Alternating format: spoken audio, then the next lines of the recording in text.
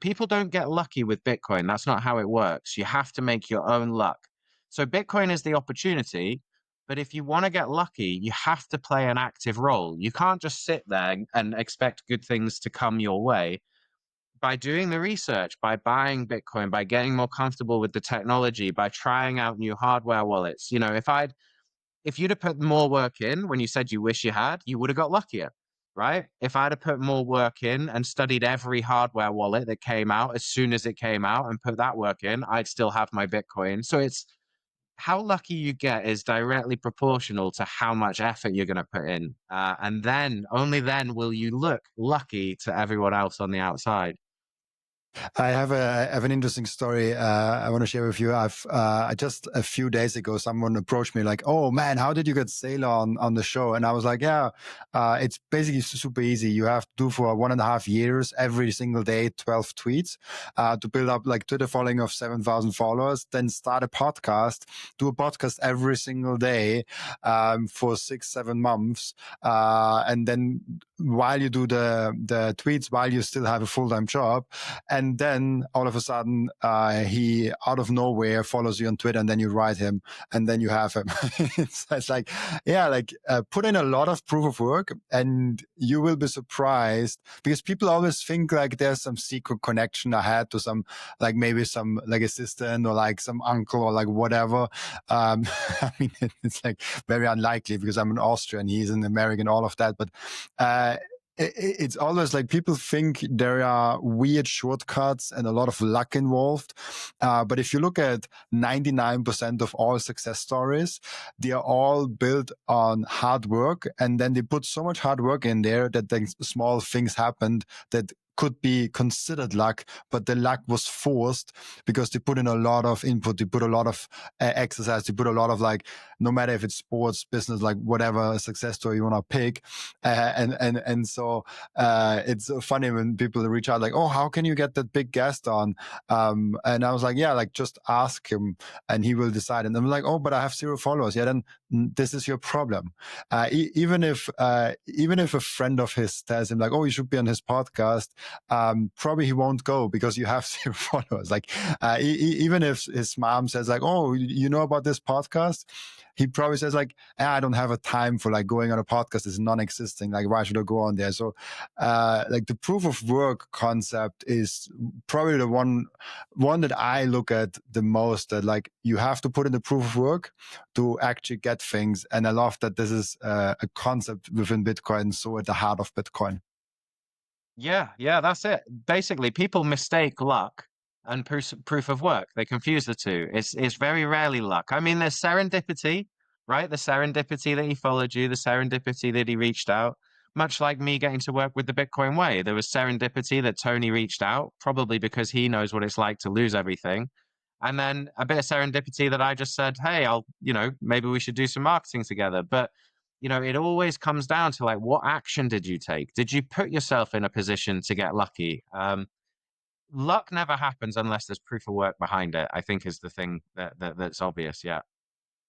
How much I get the feeling that your father was a really important. I mean, obviously, your father is always important in your life, but he comes with you to the conferences. You mention him a lot in the stories. What kind of role did he play in your life, was also in the Bitcoin sphere? Yeah, well, so my dad is about as based as you can get, right? So before Bitcoin came along, when I was younger, he would sit and explain to me, the scam that is central banking, how money's created, how it's, total bullshit and all this. And I wouldn't call him a gold bug, but he was, interested in hard assets that couldn't be printed and that sort of thing. And he's also a very, very talented software engineer. So he started life, funnily enough, like writing code for Barclays Bank and their big check sorting machines. And this is going back to the time of like IBM 360 assembler. So we're talking like the very first sort of computers that you'd see running in companies. And ever since then, he writes in C plus, and for our recent project, he taught himself Docker and Node.js. And man, he's basically been an entrepreneur writing software for almost all of his life. He built an online ordering app that was like a competitor to Just Eat as well. So, he's been about and he knows about systems and he knows about architecture and um, man, me and him were just thick as thieves, right? Like we both hate the government, we both hate central banks, we both love Bitcoin, we spend forever talking about it. And we went on this whole journey together, right? Which is really nice and really fun. So um yeah, and yeah, I think that's really why again I feel so lucky, right? Imagine having a dad that knows all of that stuff and can teach you Bitcoin. If that's not lucky, I don't know what is. That's awesome. And you have also, I've met you in Bulgaria, and you've showed me the lottery that you built. I think this the project that you said that you built with him now. Yeah, well, I mean, isn't it funny, right? So, I talk about being a storyteller. Well, I was intent that this story would have like a cool ending, right? And that cool ending is I mentioned in El Salvador in our Airbnb, like playing with this project that we were building, and that's when we found out we got hacked. So, as a sort of ode to the honey badger, and out of sheer principle, we're not going to give up. We were like, we are going to finish that project sometime soon. So, obviously been busy putting our lives back together after the hack, but we finally finished that project. And what we built is a provably fair Bitcoin lottery system, um, which might sound quite interesting to people. They might think, Rick, what the hell is a provably fair lottery? So if I was to explain it, the problem with traditional lotteries is all the trust required to make them work, right? So most people will be familiar with going and buying a lottery ticket, and then later, someone will go and pick a load of balls out of a ball machine to match up the numbers, and then you win a prize. The problem is, uh, we're relying on trust again. You have to trust that the ball machine hasn't been tampered with, or that someone hasn't weighted the balls in the ball machine, or even that this live stream of the draw that you're watching hasn't been like pre-recorded or something, right? So really trust-based. And it struck us that, hang on, there's a much better way of doing this and selecting winners in a provably fair way if we use Bitcoin's blockchain instead of a ball machine, because the idea of the ball machine is no one knows the number, on the balls that come out when the draw happens. But with Bitcoin, nobody knows the hash of a future block, but everybody can verify it afterwards. So instead of using the ball machine to generate randomness to select a winner from a lottery, we just use Bitcoin's blockchain. So it makes it a provably fair system. So if I were to run people through it, like really, really simply, right? We can spin up little lotteries whenever we feel like it now. We put a nice front end on it. And you would come to our website and you would say, I want to enter the Bitcoin lottery. And we say, okay, no problem. You don't need to give us your name or your address or any personally identifying information. To enter, all you have to do is give us an on chain Bitcoin address that belongs to you. And that's basically your payout address. So that's where we will pay the winnings if you get selected as the winner. Then we'll give you a QR code invoice, like a lightning invoice, to pay for some entries. So you could buy one entry or two entries or five entries or however many. And for every entry that you purchase over Lightning, your Bitcoin payout address gets added to our list of entries. So that's how you enter the lottery. Basically, give us a Bitcoin payout address, pay a Lightning invoice, it goes into the list of entries. Um, Once the lottery then closes, what we do, so we've stopped taking entries, we then get this list of entries and we publish it. So we timestamp it so that it can never be changed after that date and time.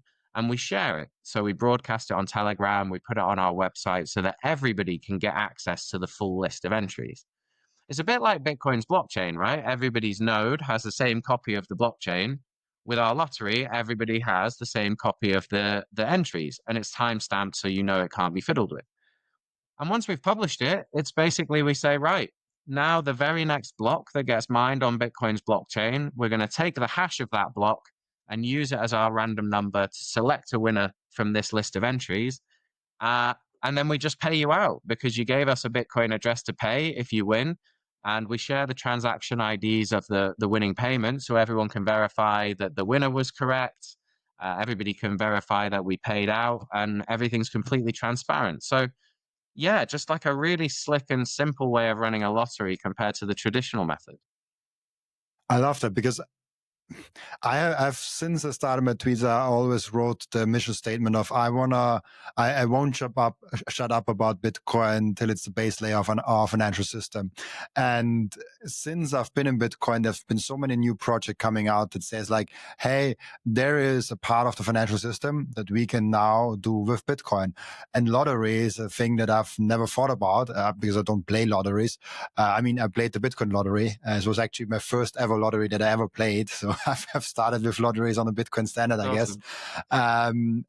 But it is something that I'm like never thought about. And then it's like, oh yeah, you can build that with Bitcoin actually way better because you can prove all the entries and you can prove the payout and you can actually look at all the data and you're like, oh yeah, I know I fairly won or lost.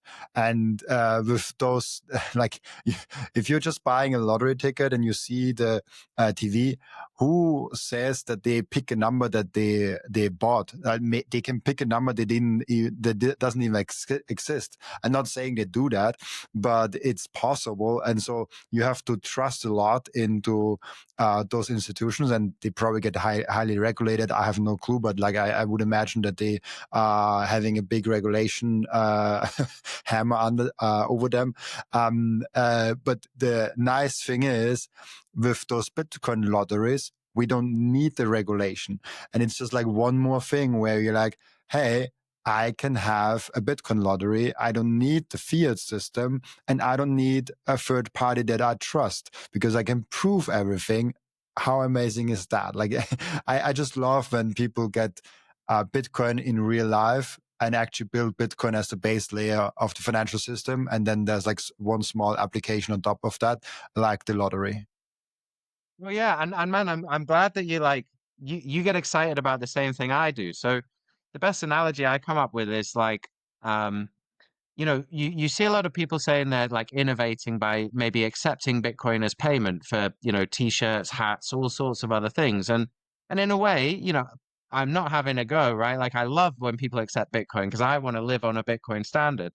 But what excites me about the lottery is a bit like you said, if you think of like taxis, right? Taxis, we used to ring for a taxi and it was all on old tech. And then Uber came along. Now, Uber didn't really change what we're doing. Taxis already exist, moving person from position A to position B using a car. But all that Uber did is said, well, we're still going to do that, but we can make it slicker because we'll use the internet instead of old communications technology. And I think we're doing a similar thing with Bitcoin, right? Lotteries existed before and they can exist again. And the premise is the same. You need to pick a winner at random. But by building it on Bitcoin, it's faster, more efficient. It's, provably fair. It's verifiable because, look at these lotteries is really interesting. Is in the UK, especially, they have dedicated point of sale machines in all these little shops. They have paper tickets. They have all of this antiquated technology that's expensive to run. And quite a lot of the value raised from the lottery is extracted by the fact that they're using inefficient technology to do it. Um, and man, we can make this so much cooler as well. So when you go in to buy a national lottery ticket in the UK, you don't really know what it is that the lottery is supporting. It's probably being used to support good causes like building a school or funding a hospital, but you don't get any say over that. And the money just goes into like some black hole, right? Nobody knows where it's going. There's probably a CEO getting paid £500,000 a year just to pick balls out of a ball machine, which seems excessive to me, and they're using paper tickets and stuff, and it's all kind of crazy. Whereas, we're going to add loads of features to this, but what if you could vote on the charity you wanted to support when you bought your ticket? So actually, you're getting a say in where the funds go. And because we don't have expensive like ticket machines and point of sale machines in every news agent in the country, uh, it's a hell of a lot cheaper to run. I mean, we've even got this thing almost to the point where it can run entirely on a Telegram bot. So imagine a global Bitcoin lottery that just runs on Telegram. You message the bot and you say, hey, I want to buy a ticket. It says, no worries, give us your Bitcoin payout address. You provide it. It sends you a Lightning invoice to pay for your entry, and then it texts you later all the results so that you can verify whether the right winner got paid. And man, it's so much slicker than what we're doing today. Yeah, like 100 times slicker, and that's the whole thing with Bitcoin. You'll always have, and I don't know how you feel about that, but almost feel like there's so many great projects out there, but a lot of the focus goes to like treasury companies and kind of the the number go up technology stuff. How do you look at the current Bitcoin ecosystem and like what we focus on and like where kind of the Bitcoin ecosystem should be focused on? Yeah, I mean, look, I have very little interest, to be honest, in Bitcoin treasury companies and all the TradFi stuff. I don't trust them to start with, right? I've never trusted traditional finance. I think if you want to swim with sharks, then don't complain if you do get bitten. I actually got quite a lot of heat in my DMs recently because I was trying to warn people away from throwing their entire pension into the smarter web company in the UK.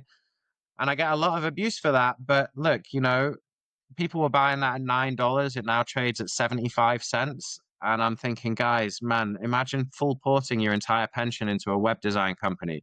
I think that might be as crazy as it sounds. So for me, there's a lot of I take issues with it because one, when you buy a treasury company stock, you don't own any Bitcoin. Your stock ownership gives you no claim over the Bitcoin that they buy. They can dilute you if they see fit. There's counterparty risk because they might lose the Bitcoin or the management just might start making crazy decisions.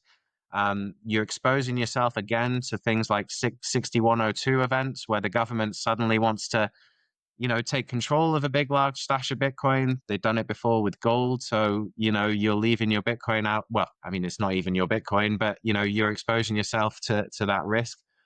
But more than anything, the thing that plays on my mind a little bit with it is that when you're spending time looking at treasury company stocks and charts and trying to make more dollars, right? Which is I find kind of backwards, right? Like imagine investing in Bitcoin to try and make more dollars. It's kind of like investing in laptops to make more typewriters. It's you should just upgrade to Bitcoin.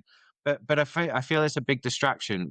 We got ourselves into trouble because our focus wasn't where it should have been, which was getting better at our security, getting more comfortable with the technology, improving our skills. And I think as a lot of people spending a lot of time and energy joining these communities and tweeting nonstop about what Michael Saylor or Andrew Webley's doing. And I'm thinking the whole time you are not putting the work in. And as we discussed earlier, you want to get lucky, you got to put the work in. So I have some concern about that. And I just find it the least interesting thing. Like Bitcoin is this crazy peer-to-peer digital cash that crosses borders and all this. I couldn't be less interested in the stock market if I'm frank.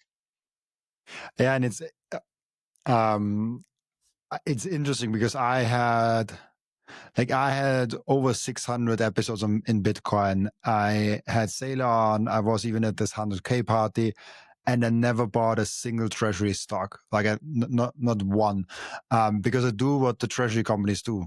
They buy Bitcoin, not their own stock. I listen to Sailor. I listen to all the treasury company holders because they are buying Bitcoin and not like the smarter web company doesn't buy strategy. I mean, maybe they do. I don't know, but I assume they buy Bitcoin and not other treasury companies. And so I like to be there, not only because, and I've explained it multiple times, but for me there's like three main pillars in Bitcoin, and the first one is the number go up technology, which is great. Like we're getting wealthy, we're getting rich, so like that's absolutely awesome.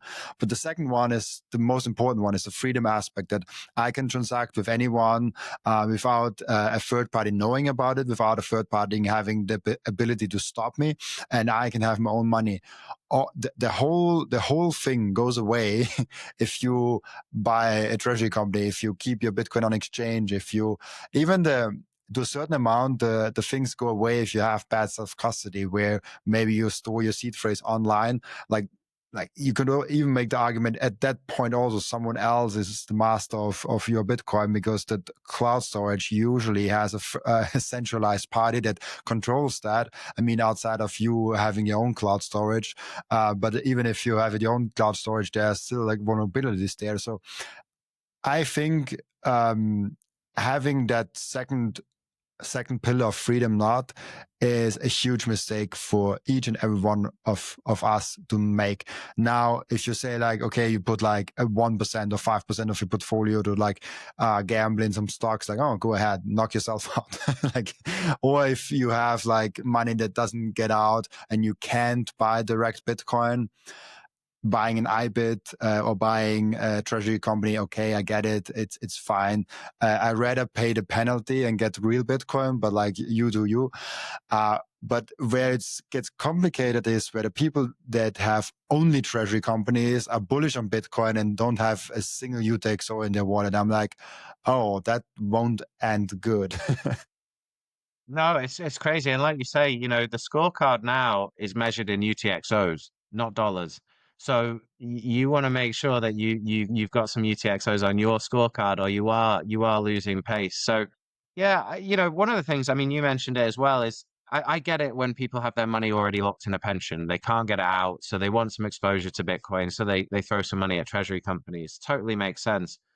But one thing I wouldn't do anymore is pay into a pension, right? Because that, I get it. You'll get some tax benefits and, well, they say no tax, but it's only deferred tax, right? Which there's this carrot they're trying to dangle in front of you to lock your money up for the rest of your life. But I got to be honest, Robin, I don't know how you feel about, your government, but certainly I don't think like I'm going to get access to any sort of pension by the time I'm 70 years old. And I don't trust my government at all. They're going to come and raid everything. They're flat broke. So the safest place for me to, my Bitcoin stack is my pension, right? Like a pension doesn't have to be managed by someone else anymore. What I love about Bitcoin actually is it means you can fire your financial advisor, because when you have sound money that appreciates in value, all you need to do is put it in your piggy bank. And a 5-year-old can understand that concept. I don't need to pay a financial advisor a few percentage points to tell me to put money in a piggy bank, right? It's quite simple. Um, so yeah, I think we will learn on a long enough timeline that, well, as Michael says, there is no second best. If you think that you've found this magical thing that outperforms Bitcoin when nothing else will, if we think that everything goes to zero against Bitcoin, I would suggest to these people that you haven't found uh, the one exception to that rule. Everything, including MicroStrategy stock and all other stocks, will trend to zero against Bitcoin in the long term. And I'm here for the long term, not trying to make fast money. I'm trying to make guaranteed money. I want a guaranteed easy win. If it takes me 10, 15 years instead of getting lucky gambling and getting there in three, I'll take it. I need the guaranteed win for me and my family, right? 100%. And I'm curious what you think about that, because I think governments have two ways of going forward in a Bitcoin world and an increasing Bitcoin world. The one is the full socialist way, and the second one is the full capitalist way. And the one is like making bigger governments and making more control over other people. And then the other one is like decreasing the way of how governments interact with people and putting the governments basically to bare minimum, to like a service provider of people. And I think the countries that go with the capitalist way will succeed massively and will be very flourishing, and the socialist will just go bust, as we've learned from history. They always do. And I'm curious how you think about the impact of Bitcoin the impact that Bitcoin has on governments, and the way kind of forward, and that you also see like there might be different solutions to how governments deal with higher debt and less flourishing in the country, and how you look at the whole topic. Yeah, I mean, I think you hit the nail on the head. Like, socialism doesn't work. As Margaret Thatcher famously said, the problem with socialism is eventually you run out of everybody else's money, right? So, I'm with you. All I want from I my never government, heard if that. That's great. man, Margaret Thatcher was based, like she would have been a Bitcoiner, she would have got it instantly. But yeah, what do I want from the state? Similar to you, Robin, right? Like maybe they collect my bins on time and maybe they fix some potholes in the road. I mean, by the way, I'm not even convinced I want them to do that. I think private enterprise would still do a better job. But largely, like what I don't want is some deranged politicians who think that they can control and influence what I think, how I live my life, my values, and interfere with every single aspect of my life. And the only reason they've been able to do that, especially in the UK, is because of printed money that gives them this ability to, grow the state to this huge leviathan that employs, I mean, something like 35% of the population in the UK is employed by the government. It's completely insane, absolutely insane. So I would love to see tiny government just doing very, very menial, basic jobs to keep society ticking over. And other than that, get the hell out of the way. And I mean, look, there's another reason just to like the lottery excites me, right? Is because let's take El Salvador. At the moment, they run a lottery, right, which they use to raise money to maybe pay for hospitals and bridges and God knows what other infrastructure that Naib is interested in building. But the way it works at the moment is really not sovereign. So it's actually an Israeli company called Tenlot who runs the El Salvadorian lottery, right? And that means that there's some middlemen involved in these things that extract a lot of value from the population of El Salvador and take money out of the country. Now I think, well, hang on a minute, like Naib, I'll just give you the code, right? Like you don't even have to pay for it. We will just give you the code. You could run your own Bitcoin lottery. And now all of a sudden you have a global lottery that even Europeans and people in America and wealthy nations could play. And instead of raising money for schools and hospitals from just your own population and letting, some foreign company run the lottery and extract value from it, you could just run your own global Bitcoin lottery.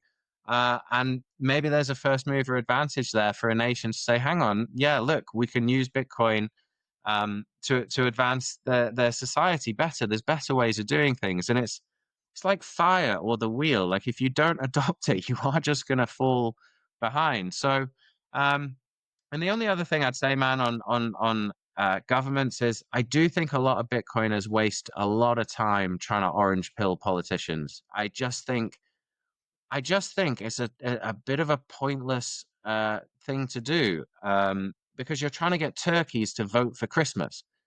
If we accept that Bitcoin will make the state a lot smaller and a lot less powerful, why would these people want to adopt it? Why would they give up their main source of power?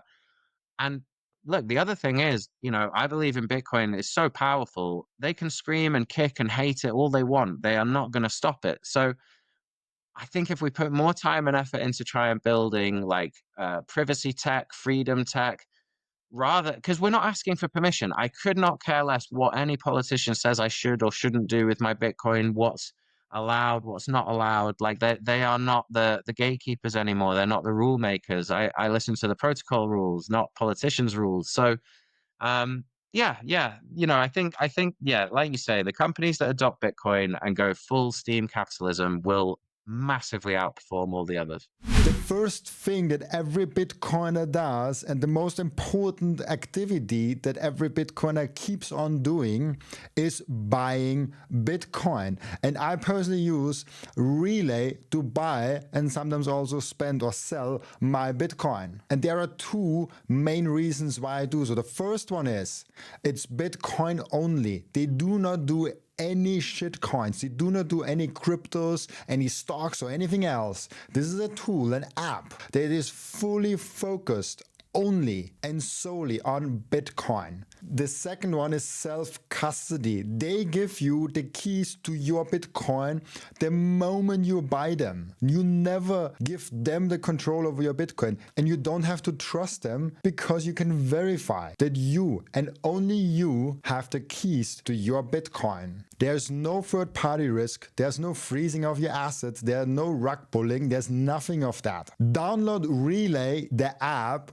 on your phone, or go to relay.app on your browser and use code Robin to save fees and get cheaper Bitcoin. I want to tell you about something very special to me. It's called micro seed. If you hold your Bitcoin in self-custody, and you should, you know how critical it is to secure your seed phrase. You should not have them on paper. You should not have them on anything else than titanium. With micro seed, you can engrave your 12 or 24 word seed phrase, the entire seed phrase, onto a 1-inch small single washer. Yes, just one washer. All 24 words on that one washer. You can hide that thing everywhere. And even better, you don't need to buy a new kit every time you have to get a new wallet. You can make unlimited backups because Microseed is not selling the washer. Microseed is selling the device that stamps the washer. So you get the full kit with the device, with the washers, with the hammer, with everything you need to get started today. And you can make with that unlimited amount of backups. Go now to microseed.io.